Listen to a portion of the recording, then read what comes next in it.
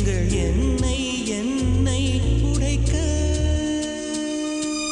கண்களை திறந்து கொண்டு நான் கனவுகள் காணுகிறேன். கண்களை மூடிக்கொண்டு நான் காட்சிகள் தேடுகிறேன்.